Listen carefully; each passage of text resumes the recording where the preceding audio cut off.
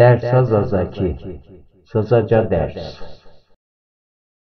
Mayo dekad des sazaki fiil musin. Bir dakikada 10 zazaca fiil öğreniyoruz. Çarnayış, gezdirmek, çevirmek. Açarnayış, geri çevirmek. Plisyayış, pörsümek, buruşmak. Plisnayış, buruşturmak.